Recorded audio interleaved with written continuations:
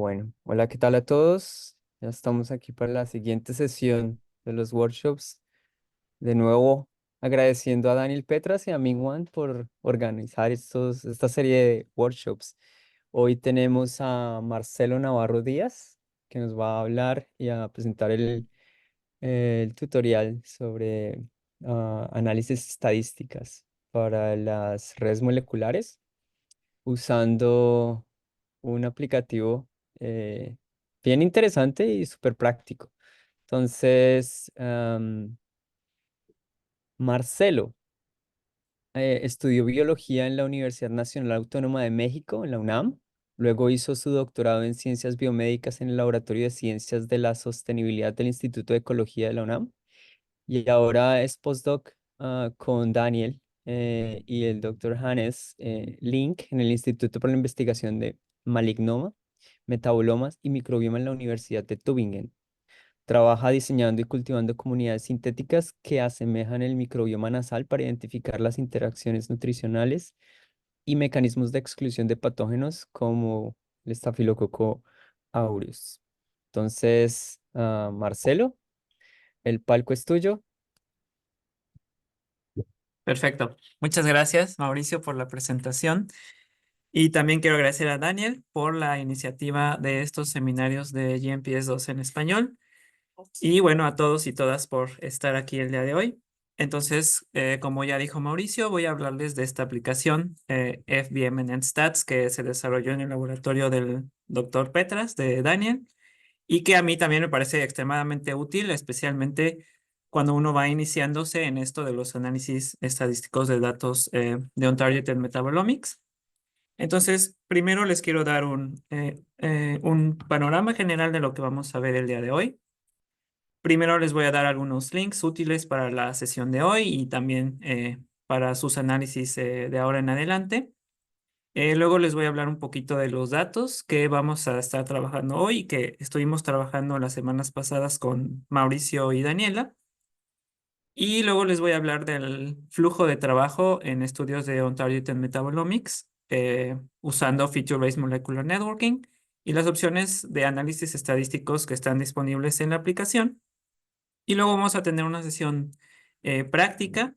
Les voy a mostrar cómo acceder a la aplicación, cómo hacer sus datos disponibles en la aplicación y luego cómo hacer el postprocesamiento de datos o data cleanup y cómo realizar algunos de los análisis estadísticos que están disponibles en FBM en Stats. Entonces, vamos a los links. El primer link que les quiero mostrar es el link de la página web del Laboratorio de Functional Metabolomics, el laboratorio de Daniel, y específicamente en la sección de recursos, donde van a encontrar esta aplicación y también muchos otros recursos para análisis de on-targeted metabolomics.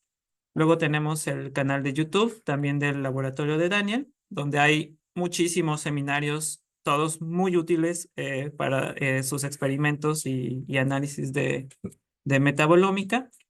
Luego tenemos el repositorio en GitHub de la aplicación, donde ustedes pueden acceder al código de la aplicación, a los notebooks y a todos los links que se refieren a esta aplicación. Luego tenemos el link, la dirección web en el dominio de GMPS2, donde está alojada esta aplicación y donde pueden acceder a la versión ejecutada en la nube. Aprovecho para decirles que el día de hoy, como vieron en las instrucciones del correo, por favor utilicen la aplicación descargada, no en el servidor. Esto para no sobrecargar el servidor.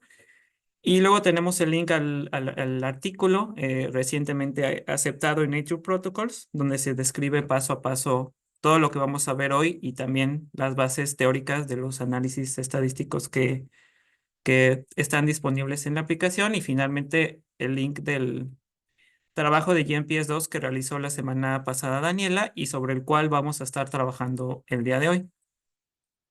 Bueno, ahora con respecto a los datos, estos datos pertenecen a un estudio ya publicado donde se analizó el efecto de la urbanización en la materia orgánica en ambientes costeros posterior a un evento de lluvia. Entonces se tomaron en 30 locaciones se tomaron muestras por duplicado a lo largo de la costa de San Diego, aquí en California. Ahora, estas 30 muestras se tomaron a lo largo de 7 áreas distintas y a manera de spoiler un poquito, quiero que pongan atención a una serie de muestras que están localizadas en esta pequeña bahía llamada Mission Bay, solo para que tengan eso en la mente para las siguientes diapositivas y los resultados que vamos a estar viendo. Y ahora les quiero platicar del workflow de estudios de On-Targeted Metabolomics usando Feature-Based Molecular Networking. Entonces, como vimos la semana pasada bueno, las 2 semanas pasadas con Mauricio y Daniela, después de tomar nuestras muestras, de colectarlas, de procesarlas y correrlas en el MassSpec, las preprocesamos en MCMind. Luego obtenemos unos archivos aquí para usarlos en GMPS2 para realizar propiamente dicho el Feature-Based Molecular Networking. Y lo que vamos a ver hoy en particular es esta parte, ¿no? Ya que tenemos nuestros resultados de Feature-Based Molecular Networking, cómo realizar el postprocesamiento de nuestros datos y algunos análisis estadísticos para explorar patrones interesantes en nuestros datos. Ahora aprovecho para también agradecer y reconocer el trabajo de varios investigadores que están asociados a los distintos proyectos de desarrollo de software que ponen mucho esfuerzo para desarrollar estos programas y hacerlos disponibles para todos nosotros. Hoy en especial quiero reconocer a Apcelia y a Axel, que fueron los que lideraron el proyecto de FBM Stats, ¿no? Y que creo yo que es un proyecto extremadamente útil para todos. Ahora, rápido les recuerdo que el artículo ya está disponible para que lo revisen en su preprint y próximamente estará disponible también en la página de Nature Protocol siguiendo eh, este link de aquí. Ahora, quiero hablarles de las distintas opciones que tenemos para ejecutar nuestra aplicación. Tenemos básicamente 3 opciones, ¿no? Por una parte tenemos la web app, tenemos nuestros notebooks, tanto de Python y de R, ejecutados en el ambiente de Google Colab. Y también tenemos esos mismos notebooks, pero con la posibilidad de ejecutarlos localmente en nuestra computadora.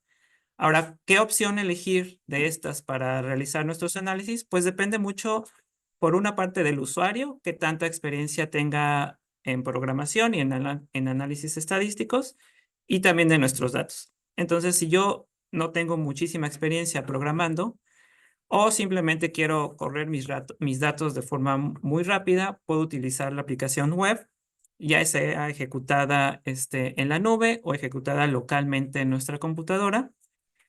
Y si yo tengo más experiencia en programación y o quiero yo customizar mis análisis, si quiero agregar algún paso que considere necesario o modificar las gráficas, los colores que no es posible realizar en la aplicación web, entonces puedo utilizar el código, ejecutarlo ya sea en Google Colab o en mi computadora. Google Colab es muy útil, pero tiene algunas limitaciones en el tamaño de los archivos que nosotros podemos subir y también en el tiempo de ejecución. No nos deja ejecutar el notebook por mucho tiempo, entonces si tengo pocos datos, pues la opción recomendada sería Google Colab, pero si tengo muchos datos, entonces es mejor que utilicemos los notebooks, pero ejecutados localmente. Ahora aquí les pongo unos screenshots de cómo se ven los notebooks. Y bueno, para aquellos que tengan interés en el código o quieran usar la aplicación y customizarla, pues esta es la opción que yo les recomiendo más. El día de hoy, por facilidad de uso y de tiempo, vamos a utilizar la aplicación web, de nuevo ejecutada en nuestras computadoras, no en el servidor. Y bueno, ahora vamos a la sesión práctica. Voy a hablarles de cómo descargar la aplicación y cómo tener acceso a ella y cómo subir nuestros datos a la aplicación. Entonces, la primera opción para acceder a la aplicación es accediendo al sitio web del Functional Metabolomics Lab. Aquí en la sección de recursos tenemos una subsección de software donde ustedes pueden acceder tanto al repositorio de GitHub como a la aplicación web que está alojada en el dominio de GMPS2. También tenemos la opción de descargarla aquí. Si nosotros damos clic aquí en el botón de Web App, nos va a abrir la página de inicio de la aplicación, donde tenemos una guía de inicio rápido, que yo les recomiendo que también lean, porque ahí viene qué tipo de análisis se pueden ejecutar, cuáles son los requerimientos de los datos, etcétera. Y la segunda opción es, una vez que yo corrí un trabajo en GMPS 2, me voy a la sección de Downstream Analysis y en el botón que dice Downstream Analysis Hitchhiker Statistics Guide, le damos clic aquí y entonces nos abre directamente la aplicación en la sección de Data Preparation. Es la única diferencia en realidad, es la misma dirección web. Pero como les dije, el día de hoy vamos a realizar la ejecución en nuestra computadora de la aplicación. Entonces, para eso tenemos que dar clic en el botón de descargar. Nos va a descargar una carpeta zip que nosotros tenemos que extraer. Y luego damos clic en el archivo ejecutable. Y después de un segundo nos va a abrir la página de inicio de la aplicación web, pero ejecutada en nuestra computadora, y la manera en la que sabemos esto es porque tenemos el localhost en la URL, ¿no? Y el siguiente paso pues es dar clic en Data Preparation, donde nos va a aparecer esta pantalla donde tenemos varias opciones para subir nuestros datos a la aplicación. Entonces, la primera opción es subir nuestras tablas manualmente, nuestra Quant Table y nuestros metadatos que nosotros preparamos y que utilizamos para correr el trabajo de Feature-Based Molecular Networking. Luego tenemos un par de datasets de ejemplo para aquellos que quizá no tengan datos o solamente quieran probar la aplicación. También pueden utilizar estos datasets de ejemplo. Pueden utilizar un trabajo de GMPS 2 de Classical Molecular Networking también. Y la opción que yo les recomiendo más por la facilidad de uso es simplemente dar clic aquí y copiar y pegar un Task ID de GMPS 1 o GMPS 2. Y así de fácil ya tenemos nuestros datos en nuestra aplicación. Entonces oh, diablos. Vamos a la sesión práctica, digamos. Entonces aquí tenemos el sitio web del Functional Metabolomics Lab. Le damos aquí en la sección de recursos y aquí, como les decía, tenemos tanto la opción para ejecutar la aplicación de forma en la nube, más bien, y el botón para descargar la aplicación. Y bueno, yo ya tengo aquí abierta la aplicación ejecutada localmente. Como pueden ver, aquí tengo en localhost. Y únicamente para acceder a mis datos, me voy a Data Preparation, le doy clic en la opción de GMPS 2 Task ID y únicamente voy a copiar y pegar el Task ID del trabajo que realizó Daniela la semana pasada y que es el que vamos a trabajar el día de hoy. Entonces, lo copio y lo pego, le doy Enter y le doy clic en Load Files from GMPS.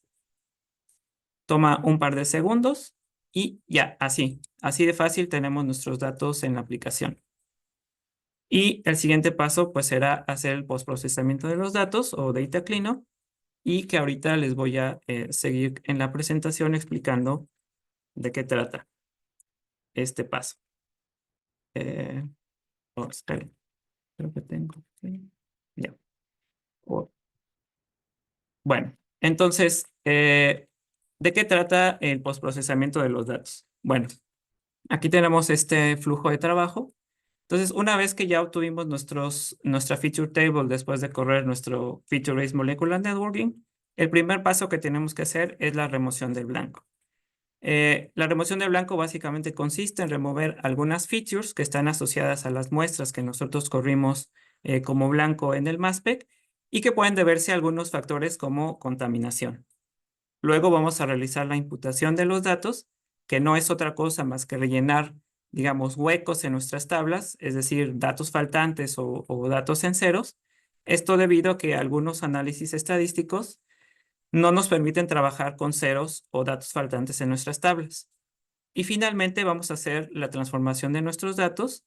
En la aplicación existen dos tipos de transformaciones, una normalización TIC y el center scaling. Por supuesto, sabemos que existen muchas opciones para hacer transformaciones de los datos, pero aquí nosotros solamente presentamos estas dos que son, digamos, las más comunes y las más básicas. Después de transformar nuestros datos, ya podemos proceder a realizar análisis estadísticos, tanto multivariados como univariados.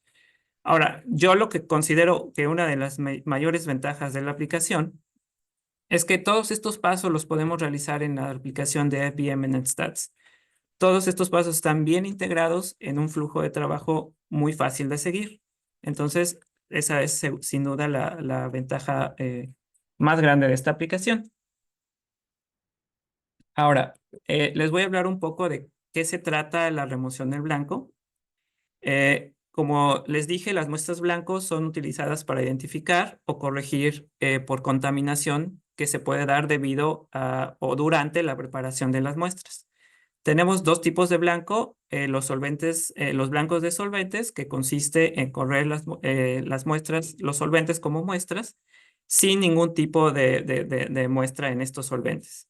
Y esto se realiza para tratar de identificar contaminantes que estén presentes en estos solventes. También tenemos los blancos de extracción que nosotros utilizamos para identificar contaminantes que pueden estar presentes, por ejemplo, en los cartuchos de PPL, por ejemplo, ¿no? Entonces, corremos los solventes en los cartuchos de extracción sin ningún tipo de muestra y esto nos va a permitir identificar estos contaminantes. Ahora, en la aplicación tenemos un parámetro que es el que usamos para definir si las muestras son ruido, ¿no? O posibles contaminantes o son features reales, ¿no? El parámetro en esta aplicación va de 0 a 1. A mayor el valor del parámetro, el análisis se vuelve menos estricto y más features son conservadas. Y a menor el valor del parámetro, menos features son conservadas y el parámetro, el corte se vuelve, digamos, más estricto. Ahora, en nuestra experiencia, el rango que nosotros recomendamos para utilizar de este parámetro va de 0.1 a 0.3. Entonces, ¿qué es lo que sucede? Simplemente tenemos nuestra feature table con, digamos, 5 features diferentes, un número de muestras y nuestros blancos. Y después de la remoción del blanco, algunas de las features son eliminadas y obviamente también las entradas de los blancos también son eliminadas. Entonces, rápidamente les quiero explicar cómo se calcula este valor de corte. Entonces, nosotros le damos a la aplicación nuestra feature table, como ya vimos, y la aplicación, digamos que divide en dos nuestra feature table, en muestras y en blancos. Ahora, para cada feature, calcula la media tanto para las muestras como para los blancos y luego calcula una proporción para cada una de las features entre la media de los blancos entre la media de las muestras. Y si esta proporción es mayor al valor de corte, entonces se considera que la muestra es ruido y se remueve de nuestra feature table. Ahora, la imputación es, como les decía anteriormente, este proceso para rellenar huecos en nuestras tablas, ¿no? Básicamente valores de cero. ¿Por qué hay valores de cero? Bueno, pues obviamente porque no se detectó el pico para cierta feature o porque estaba presente, pero estaba en una concentración por debajo del límite de detección de nuestro método analítico. La manera en la que se reemplaza estos ceros es asegurándose de que la varianza de nuestros datos no cambie. Y en la aplicación, cómo funciona es que cada uno de los ceros se reemplaza por un valor entre 1 y el valor mínimo que está presente en toda nuestra tabla. Entonces, digamos que en esta tabla de juguete tenemos 3 ceros, como pueden ver aquí, y el valor mínimo en nuestra tabla es el 2. Entonces, estos 3 valores se reemplazan por un valor aleatorio entre 1 y el 2. En este caso, 1.7, 1.4 y 1.3. De nuevo, esto lo realizamos porque algunos análisis estadísticos no nos permiten trabajar con ceros en nuestras tablas, ¿no? Luego tenemos las transformaciones de los datos. Tenemos dos opciones disponibles, Total Ion Current Normalization y Center Scaling. Durante la normalización, lo que nos interesa a nosotros es transformar nuestros valores absolutos en valores composicionales o porcentajes.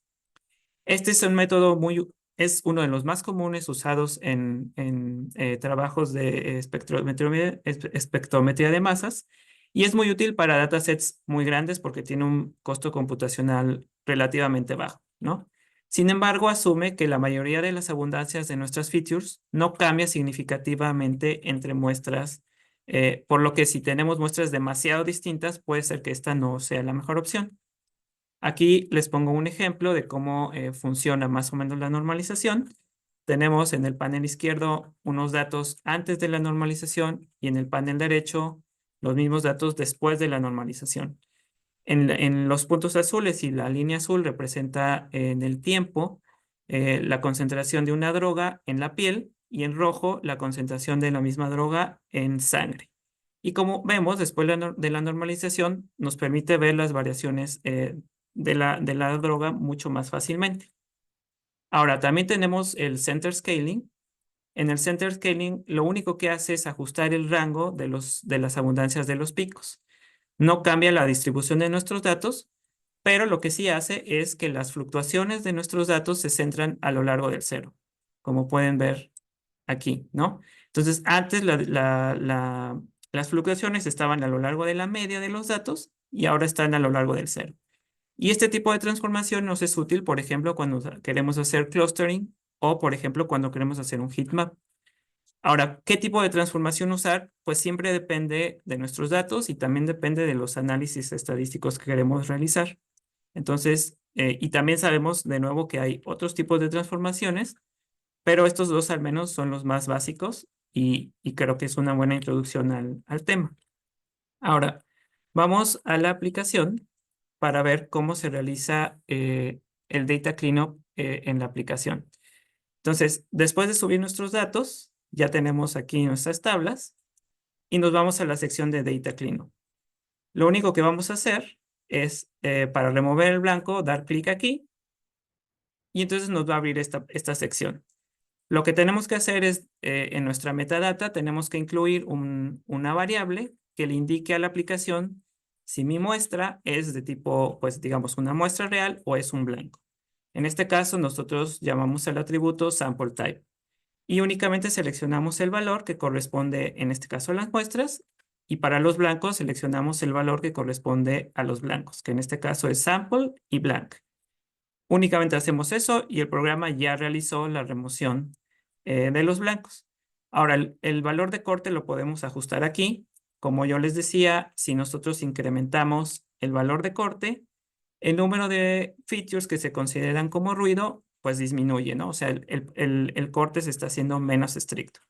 Y si yo bajo de nuevo el valor de corte, el corte se vuelve más estricto.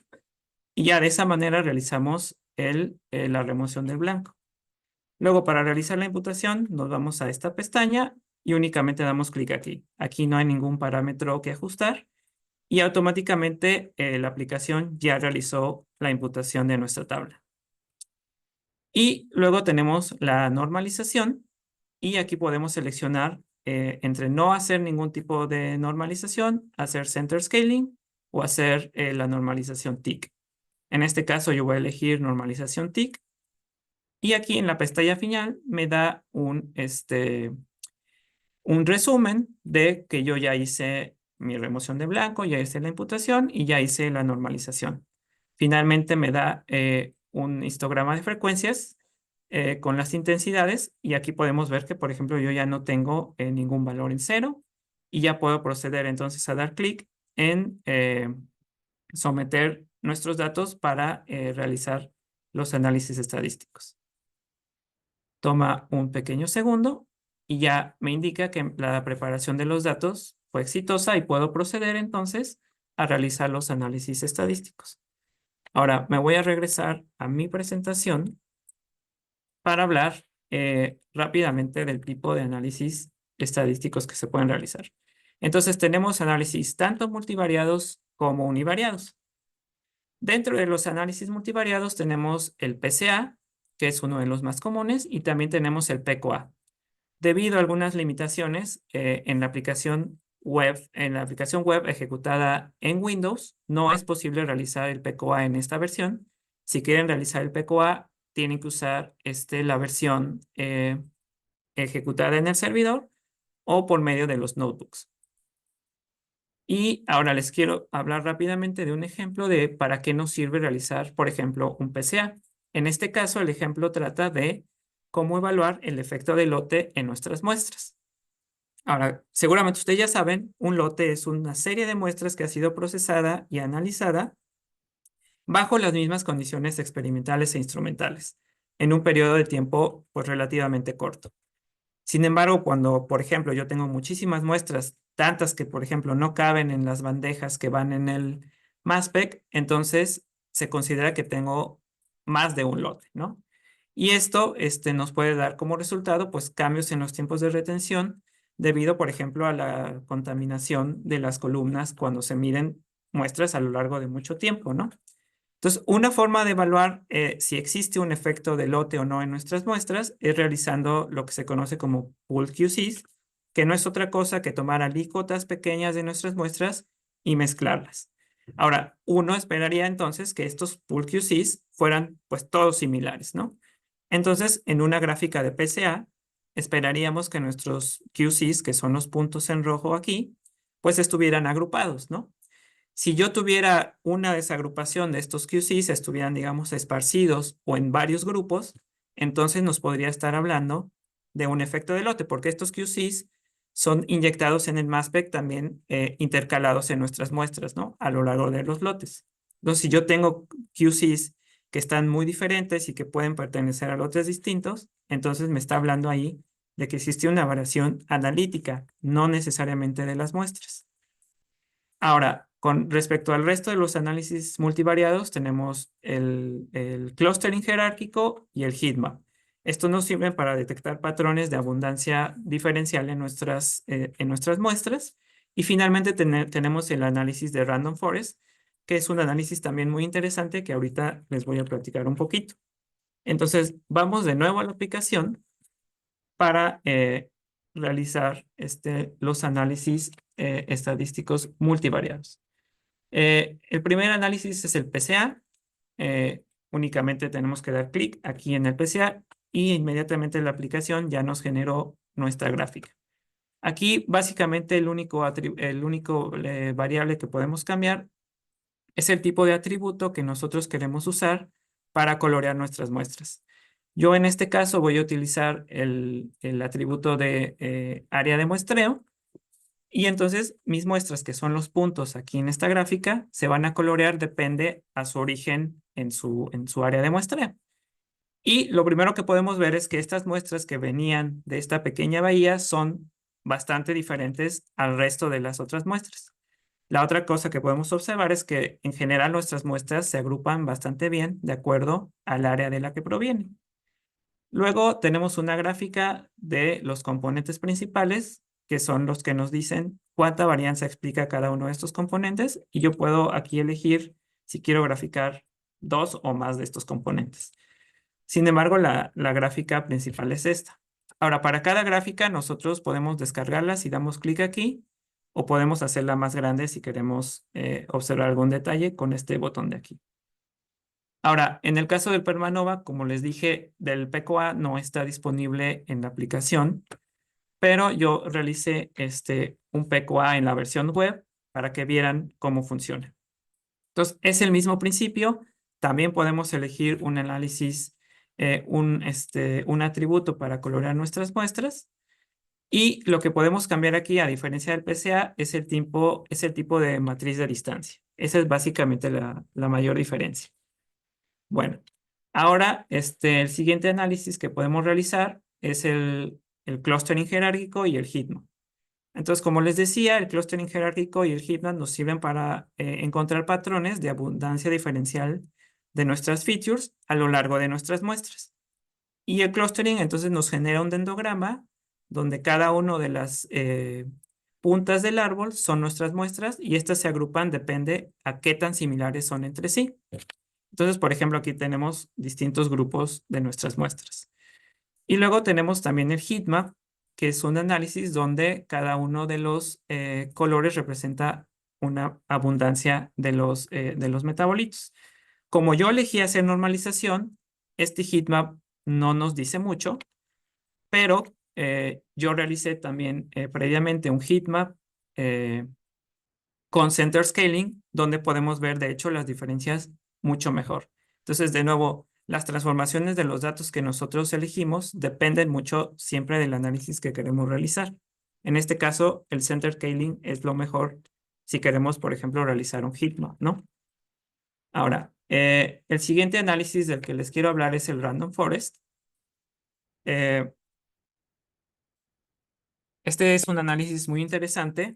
En realidad, el random forest es un algoritmo de machine learning que se usa para generar un modelo de predicción de clasificación de objetos. Entonces, digamos que yo tengo eh, una serie de imágenes y a estas imágenes pertenecen a una categoría diferente. No sé, por ejemplo, eh, imágenes de perros, de gatos o de aves. Entonces, yo tomo ciertas medidas de estas imágenes y las corro en el algoritmo de Random Forest.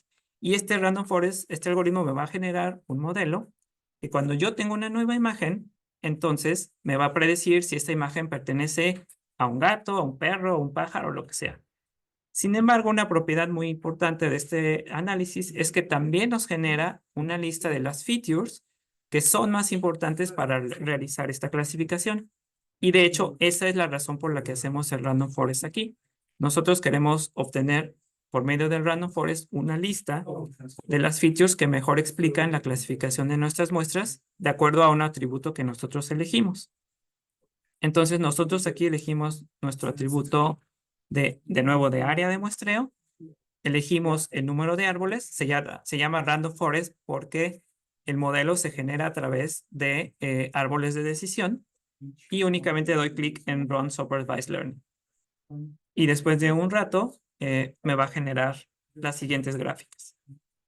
Entonces, esta gráfica básicamente nos refleja el error del modelo a medida que se generan más árboles. Entonces, ustedes pueden ver que en el eje X tenemos el número de árboles y en el eje Y tenemos la tasa de error. Entonces, a medida que genero más árboles, el error del modelo pues baja. Y llega un punto en el que el error ya no se modifica más. Por eso, en este momento yo elegí 100 árboles y me parece que es suficiente. Ahora, el resultado principal del Random Forest es esta tabla que tiene la lista de las features que son más importantes para clasificar mis muestras de acuerdo al área de muestreo. Y yo puedo descargar todas las tablas también dando clic en este pequeño botón de aquí si yo quiero usar esta tabla para cualquier otro análisis. Ahora, los siguientes pasos son realizar los análisis univariados, pero para esto necesito, rápido me voy a ir a mi presentación para explicarles, bueno, solo para hablarles rápido del tipo de análisis que tenemos. Entonces, tenemos tres tipos de análisis univariados. Tenemos la ANOVA y su prueba post-hoc de Tukis. Y también tenemos las versiones no paramétricas de la ANOVA y de Tukey, que es el Kruskal-Wallis y el DUN. Entonces, lo primero es verificar si nuestros datos cumplen con los supuestos de los análisis paramétricos. Y luego tenemos la opción también de realizar test de student. Entonces, vamos de nuevo a nuestra aplicación. Y de nuevo en la aplicación ya está integrada la opción de realizar la evaluación de los parámetros de nuestros datos, ¿no? De los supuestos paramétricos de nuestros datos. Entonces, únicamente vamos a elegir aquí eh, nuestro atributo de interés e inmediatamente la aplicación ya me genera el resultado. Entonces, la manera en la que funcionan tanto las pruebas de normalidad como de homoelasticidad es que si el p-value es menor a 0.5, significa que mis datos no son normales, ¿no? Entonces, si yo tuviera una distribución, lo que tengo aquí es una distribución de p-values para todas nuestras features. Si yo tuviera una distribución que está más cercana, digamos, a valores menores a 0.5, me indicaría que mis datos no son normales, ¿no? De la misma forma, para la varianza, si yo tuviera mis p-values más cercanos a valores menores a 0.5, entonces mis datos no tendrían una varianza igual. Y esto nos llevaría entonces a realizar análisis no paramétricos. Como en nuestro caso vemos que nuestros p-values son todos no significativos, entonces puedo realizar tranquilamente mis análisis paramétricos, en este caso la ANOVA. Y para realizar la ANOVA, de nuevo es muy fácil, únicamente seleccionamos nuestro atributo de interés y le damos correr. Ahora, el otro parámetro que puedo modificar para la ANOVA es la corrección de p-value, en este caso por las comparaciones múltiples. Y yo puedo seleccionar distintos tipos de corrección, dependiendo de cuál quiera, si quiero ser más o menos estricto, ¿no? Entonces, también les recomiendo explorar distintos métodos de corrección para ver cómo se comporta con sus datos. Ahora, esto toma un segundito, pero debería estar listo ya, ¿no? Entonces, lo que tengo aquí, lo primero que me genera es esta gráfica donde me indica los puntos rojos son los valores que tienen, los valores significativos, es decir, las features que tienen diferencias entre al menos dos de los grupos de mi atributo que yo elegí, en este caso área de muestreo. También me da mi tabla con los resultados de la ANOVA y finalmente genera automáticamente una serie de gráficas de caja y bigotes donde puedo ver yo cada feature, cómo se comporta a lo largo de las muestras, ¿no? Entonces, por ejemplo, tenemos este feature que tiene una concentración mucho menor en esta área de Mission Bay, ¿no? Y como les decía, las versiones no paramétricas también se pueden realizar, funcionan de una forma muy similar, entonces no voy a explicar realmente esta parte. Y luego tenemos también las test de student, ¿no? Eh, Aquí de nuevo elegimos nuestro parámetro de interés y entonces elegimos únicamente dos de los valores de este atributo. En este caso yo voy a elegir, por ejemplo, Torrey Pines y Mission Bay. Elijo mis dos valores que yo quiero comparar, todas las features se van a comparar en estos dos valores y únicamente le doy en correr t-test. Esto va a tomar un rato, entonces yo ya generé mi análisis previamente y lo que me genera es una volcano plot, que básicamente nos dice lo mismo, cuáles features son significativas entre diferentemente significativas en estas dos áreas, ¿no? Y de nuevo puedo realizar algunas gráficas de caja y bigote donde podemos ver cómo son las diferencias entre estas dos áreas, ¿no? Y bueno, con eso concluyo básicamente el seminario. Espero haberles podido dar una buena introducción a lo que es posible realizar en esta aplicación y bueno, espero que todos la puedan utilizar para sus datos. Y ahora quedamos abiertos por si hay preguntas del público. Vale, muy bien, Marcelo. Gracias por el tutorial y bien de tiempo, perfecto. Entonces así las personas pueden seguirlo paso a paso, ya cada uno en sus casitas. Entonces vamos a cerrar aquí y abrimos a preguntas. Ya la semana que viene, en el siguiente tutorial, ya Daniel nos presentará acerca de Modifinder y ya nos veremos entonces la próxima semana.